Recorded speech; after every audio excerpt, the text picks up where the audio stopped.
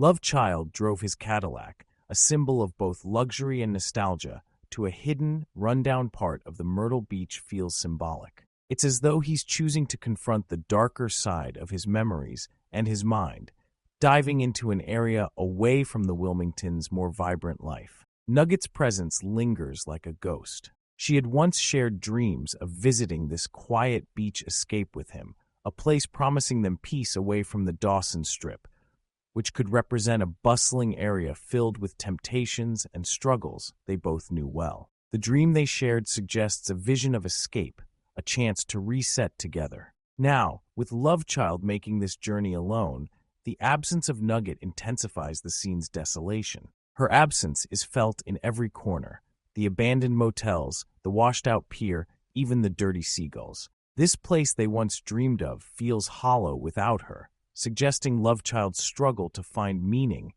now that he's the only one holding on to that shared dream.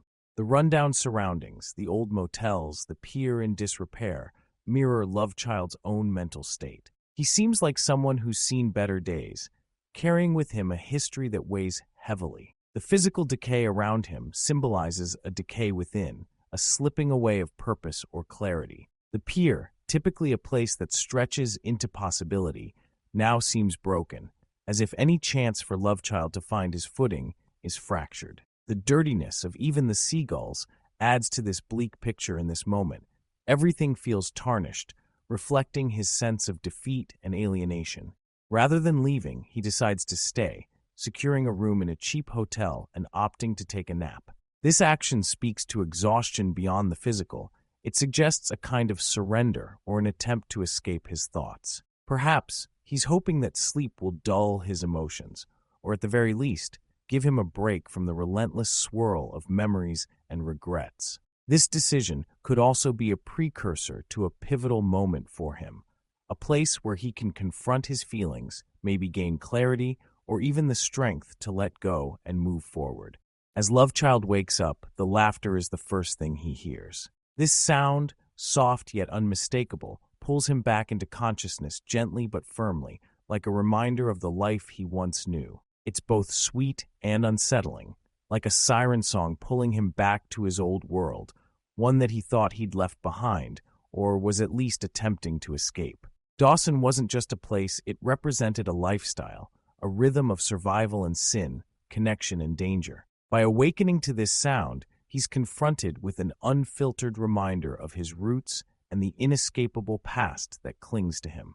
Peeking out the window, Love Child sees a group of women, beautiful in a way that's both mesmerizing and raw, bending over and engaging in flirtatious banter with a pair of police officers in their car. This moment is layered with social dynamics. These women have a certain power in their allure, navigating the system with a blend of charm, toughness, and resilience. Their laughter and whispers, though seemingly playful, could carry an undercurrent of survival, a performance honed by years of experience. Their presence outside Love Child's window feels surreal, almost staged, as if the universe is teasing him with a reminder of the world he once moved through with ease.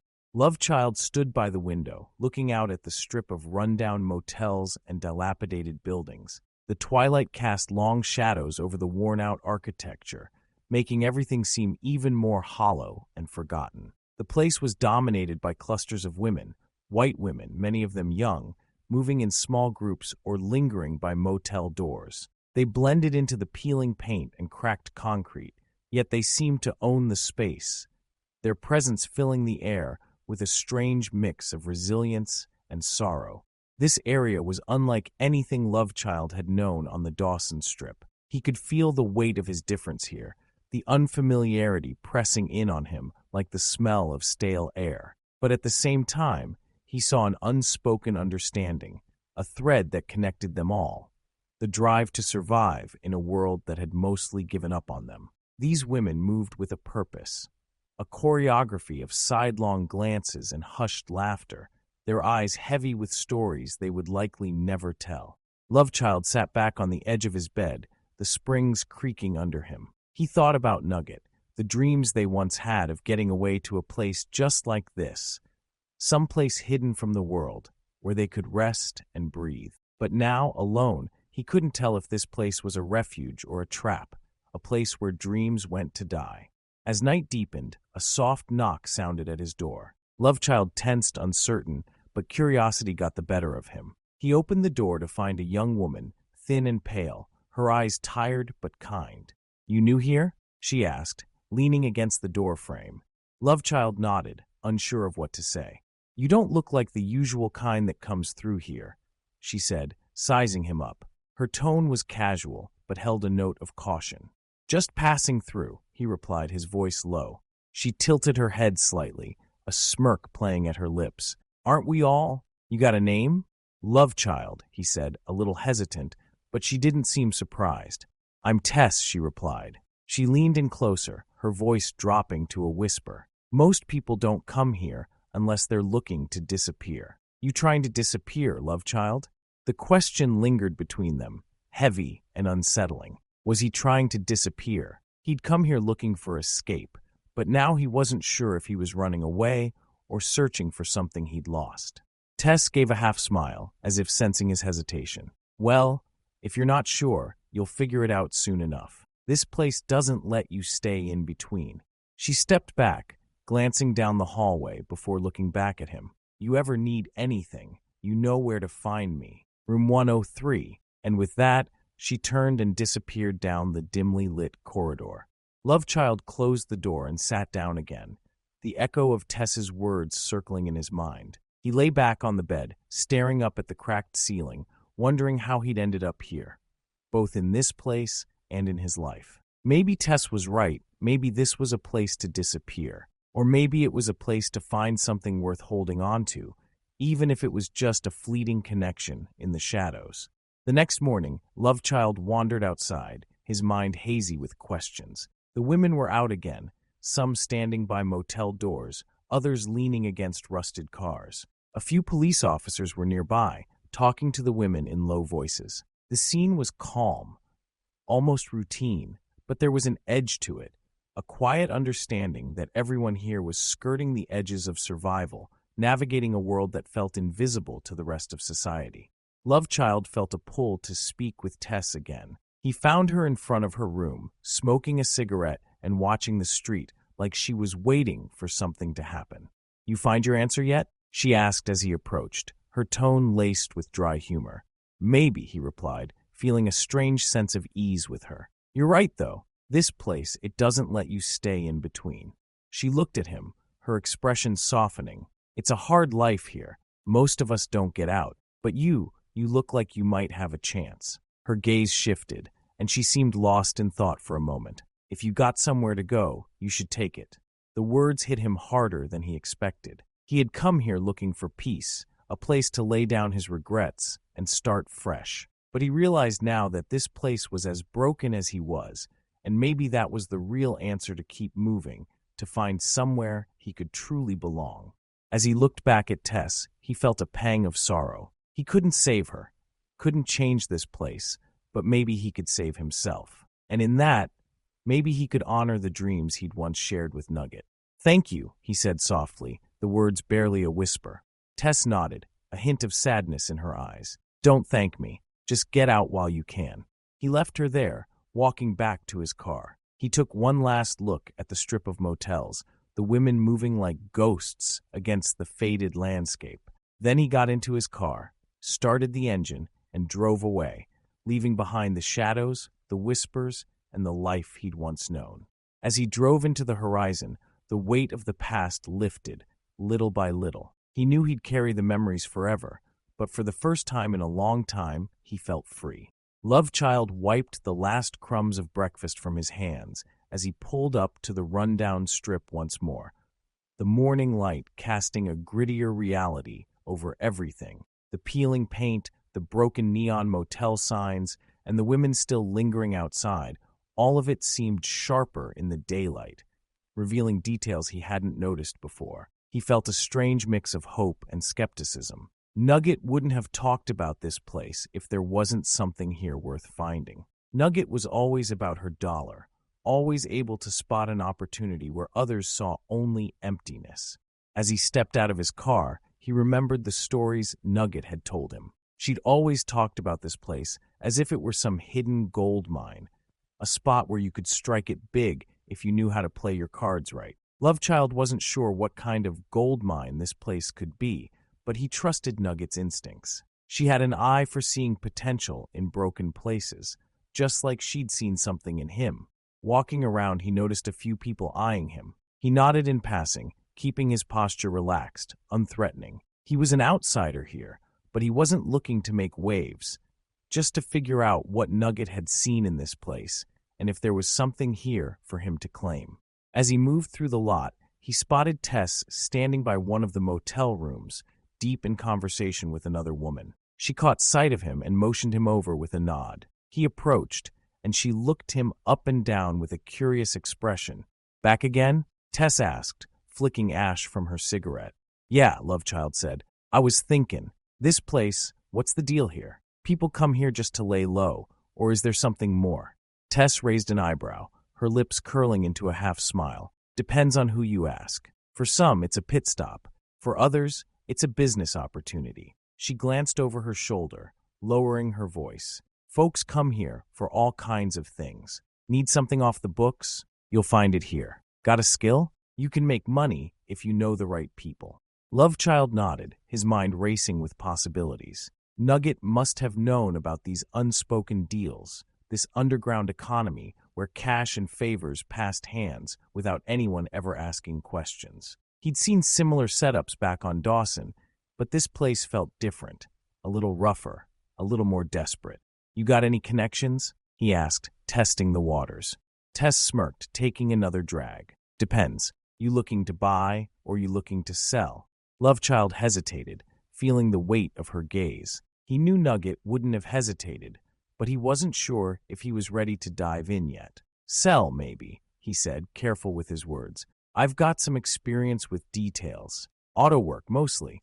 Tess chuckled softly. "Honey, we don't get a lot of call for auto work around here, but if you're handy with your hands, I'm sure we can find something for you." She studied him for a moment, then glanced down the strip.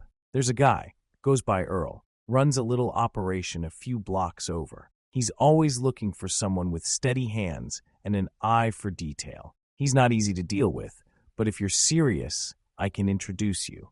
Lovechild considered it, glancing down the street where she'd nodded. Earl could be his way in, a chance to see if this place really held the potential Nugget had seen. He wasn't sure what he was getting himself into, but he knew he couldn't walk away.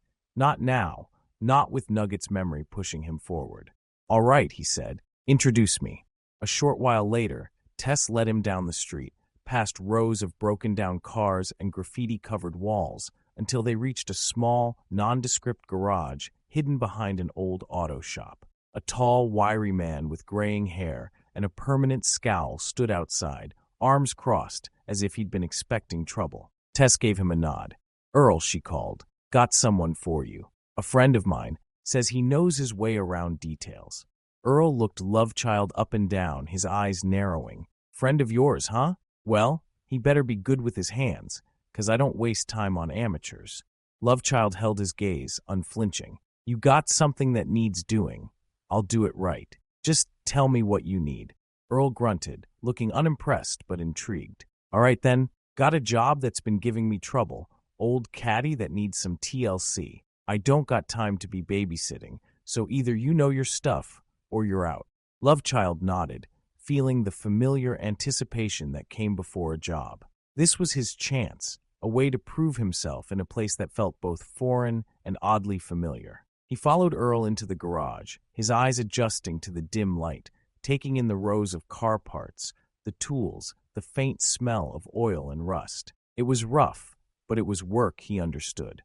As he set to work on the Cadillac, Lovechild felt a quiet determination settle over him. He didn't know if this was the gold mine Nugget had imagined, but he knew that every turn of the wrench, every stroke of polish, was a step closer to building something new for himself. Nugget had seen something in this place, and maybe she'd been right.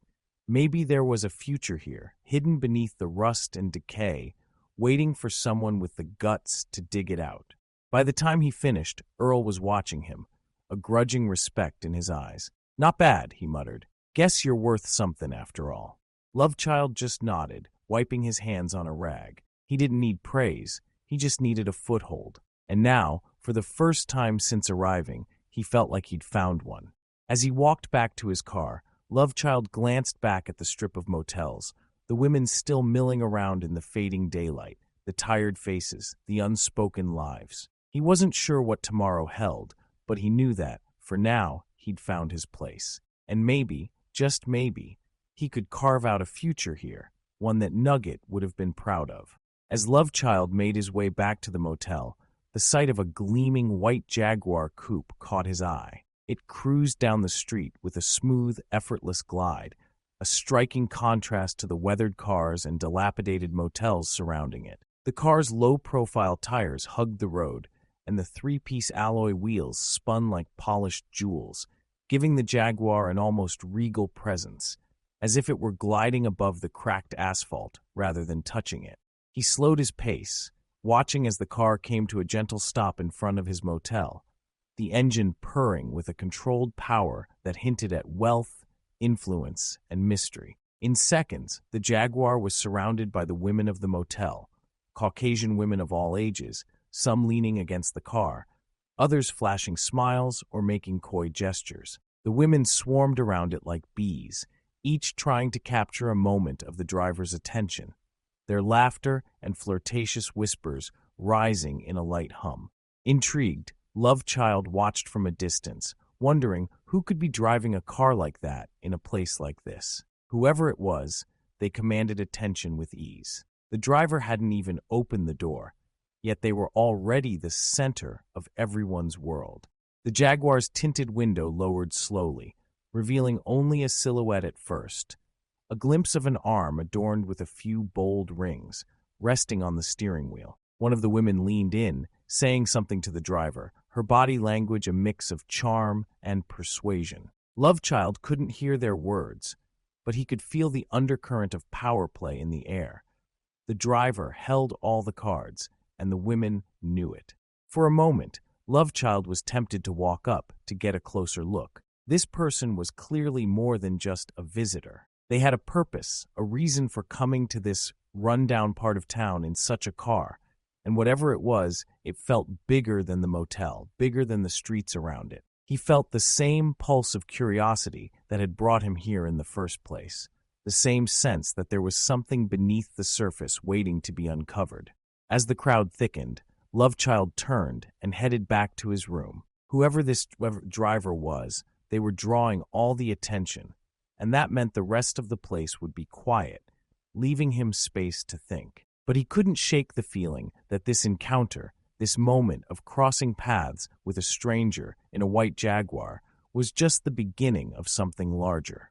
He closed the door to his room, the hum of conversation and laughter fading as he sat down, his mind racing with questions. Who was in that car? What were they here for? And perhaps more urgently, what role would they play in this hidden world he was slowly becoming a part of? With his thoughts circling back to Nugget and her instincts about this place, Lovechild felt a new resolve. If there was something worth finding here, he would stay, unraveling the secrets of this forgotten strip, piece by piece, even if it meant tangling with the unexpected visitors who arrived in sleek cars and promised only shadows. Lovechild tried to slip past the Jaguar, keeping his head down, hoping to go unnoticed. But just as he was almost to the entrance, a voice stopped him cold. "Hey you, stop walking." He turned, his eyes meeting the gaze of a man standing just a few steps away. The man had a sharp, athletic build, like a runner or a fighter, with a presence that commanded attention without saying a word. Dressed head to toe in a white Gucci tracksuit, he looked like he'd stepped out of a music video, clean lines, sharp tailoring, a cool detachment in his expression. He exuded an aura of authority and purpose that matched the Jaguar behind him. Lovechild sized him up, keeping his posture relaxed. "Something I can help you with." The man gave a slight nod, his eyes narrowing as he studied Lovechild. "You're new here," he said, more a statement than a question. "Not many come here unless they're looking for something." Lovechild felt the weight of the man's words. He knew how to hold his own, but there was something about this guy that demanded respect. Just passing through, Lovechild replied evenly, not wanting to reveal too much. Figured I'd lay low a bit, get my bearings. The man tilted his head, a faint smile pulling at the corner of his mouth. In a place like this, not the kind of spot most people pick for a quiet getaway. Lovechild just shrugged, holding the man's gaze. He wasn't about to explain himself to a stranger, but he could feel that this encounter wasn't random. This man, whoever he was, wanted something, or at the very least, wanted to make his presence known. After a moment, the man nodded slowly. Name's Carlson, and this, he motioned back to the Jaguar and the cluster of women still hovering near it. This is my territory. I keep an eye on everyone who passes through. So if you're planning to stay, remember that. Lovechild felt a shiver run through him. There was an unspoken warning in Carlson's words, one that told him he was stepping into something bigger than he'd realized.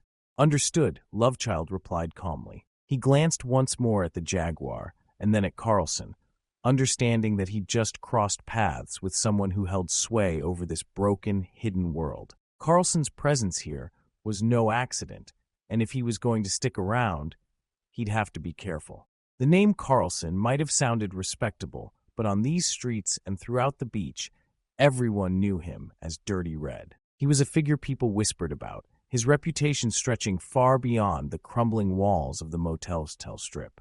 It wasn't just his flashy clothes or the Jaguar that made him memorable.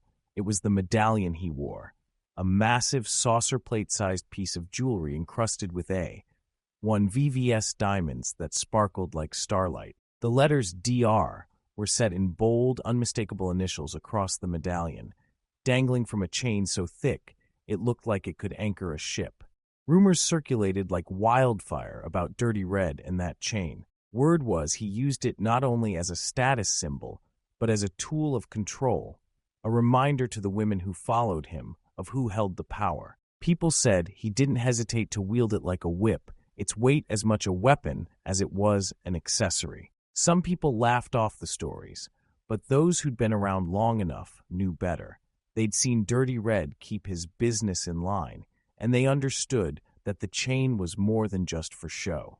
Lovechild felt an uneasy tension as he took in the sight of Dirty Red up close, his eyes drawn to that infamous chain and medallion. There was something chilling about how effortlessly Dirty Red moved, the weight of his reputation trailing him like a shadow. "So what brings you to my part of town?" Dirty Red asked, his voice low but carrying an edge that made it clear he wasn't just making conversation. "Like I said, just passing through," Lovechild replied, trying to keep his tone casual. He knew he was in dangerous territory. Men like Dirty Red didn't appreciate anyone wandering onto their turf without a purpose. Dirty Red's mouth twisted into a sly grin as he leaned closer, his chain glinting in the sunlight. "Passing through, huh? You look like the type who's got a purpose, even if you don't want to admit it yet." The weight of Dirty Red's words settled over Lovechild, a reminder that in this part of town, everyone had a role to play, and Dirty Red was the one dealing out the parts. Dirty Red's gaze sharpened, a look of recognition flickering in his eyes as he studied Lovechild. He let out a low chuckle, the type that held both admiration and a hint of challenge. "Well, I'll be damned," he said, sizing up the young man standing before him. "You're Lovehold, ain't you? The young blood from the Dawson Strip. Word of your work spread far and wide, kid. They're talking about you across the whole underground pimp circuit. 19 years old, and you're already a legend." Lovechild held his ground, surprised that Dirty Red knew of him, but keeping his expression steady. He'd heard about Dirty Red's reach, but he hadn't realized it stretched all the way back to North Carolina.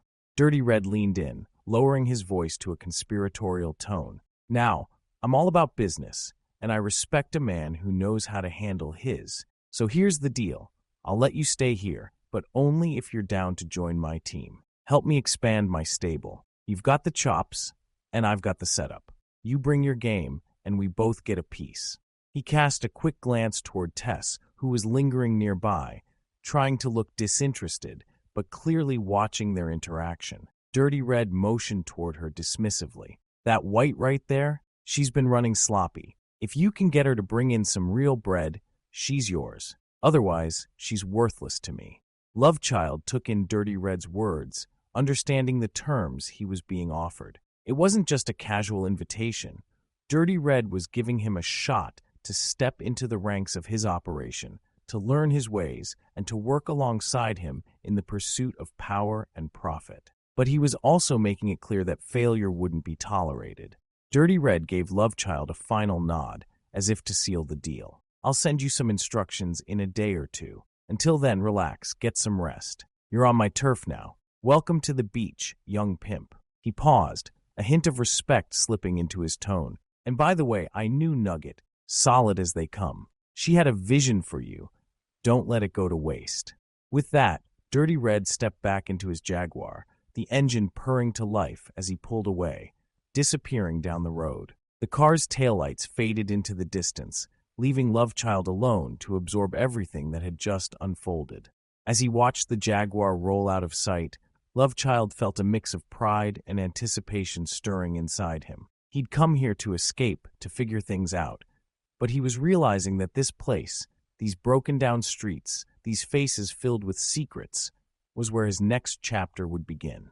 Lovechild leaned back on the thin motel bed, feeling the slight roughness of the sheets beneath him, as Tess knelt at his feet, meticulously manicuring his fingers and toes. She was delicate, careful not to make a single mistake, all while casting curious glances up at him. For all her casual charm, Tess was fully aware of who was sitting before her. She had done her research and knew his name held weight. Stories about Lovechild's control over a stable of 20 women and his reputation from the Dawson Strip had reached her long before he did.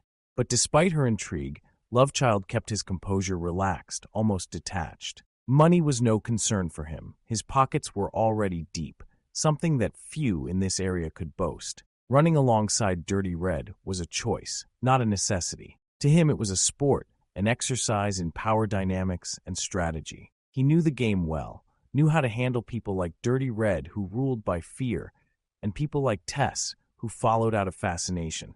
Tess cleared her throat, trying to break the silence as she finished filing his nails. "I've heard stories," she began carefully, her voice low. "They say you handled things on Dawson like nobody else. 20 women, and not a single one ever slipped away. How'd you keep them so loyal?" Lovechild's face remained impassive, his gaze fixed on some invisible point on the ceiling. He let the question hang in the air for a long moment, letting Tess's curiosity linger unanswered. She was fascinated, yes, but he knew better than to share his methods with anyone, especially someone who served both him and Dirty Red. Lovechild had learned long ago that the less he said, the more control he held. Without a word, he extended his hand for her to continue. "Keep working," he said calmly, his tone carrying an undercurrent of command, "and keep your eyes off my face." His words were firm, but devoid of harshness. They carried the authority that came naturally to him, the kind that didn't need to be raised to be heard. Tess lowered her gaze, a faint blush creeping into her cheeks as she returned to her task. She didn't dare look up again, but she continued, careful and attentive, as if his hands were worth their weight in gold. In her mind, he was a mystery, a living legend right in front of her, yet unreachable. For Lovechild, this was exactly how he liked it. The less they knew, the more they'd follow, drawn in by the allure of mystery and power. He lay back, his mind already on the next move, playing the game at a level others couldn't even see. Lovechild stood before the mirror, adjusting the collar of his sharp Louis Vuitton suit, a perfect blend of modern edge and timeless luxury. Every detail was immaculate, from the cut of the fabric to the glint of his jewelry, each piece chosen not just for style, but as a testament to his status. Gold and diamonds caught the light, and the chains around his neck lay heavy, an unmistakable emblem of power. Anyone who saw him could tell this was a man who commanded respect. As he stepped out of the motel, a quiet fell over the courtyard. The women looked up, eyes widening in awe, drawn to his presence like moths to a flame. He moved with confidence, his steps purposeful, radiating an authority that required no words. Even the worn-down surroundings seemed to fade, momentarily transformed by the sheer power of his image. Tess was waiting by the car, her eyes fixed on him, both admiration and pride on her face. She moved quickly, opening the door to his Cadillac, careful to avoid his gaze, but the admiration was clear. She'd heard of his legend and had seen a glimpse of it firsthand, yet each time he stepped out, she felt the same thrill, the pull of his command over the scene. As he settled into the Cadillac, Lovechild gave Tess a final, calculating look. "When I come back, I expect to see that bankroll bigger than you've ever brought in before," he said smoothly, his voice steady but layered with unmistakable expectation. His words weren't a request, they were a command, the kind that demanded obedience without question. "Yes, sir," Tess replied, her voice low, almost reverent. She closed the door, stepping back as he pulled out, the Cadillac gliding out of the lot as if it, too, understood the significance of the man behind the wheel. Lovechild drove off, his mind already on the day ahead, aware that Tess and the others were now motivated to meet his demand. It wasn't just about money, it was about showing loyalty, proving their worth under his rule. And as he disappeared down the road, the women were left with a sense that they were part of something bigger, an empire ruled by a king they couldn't help but follow. To be continued.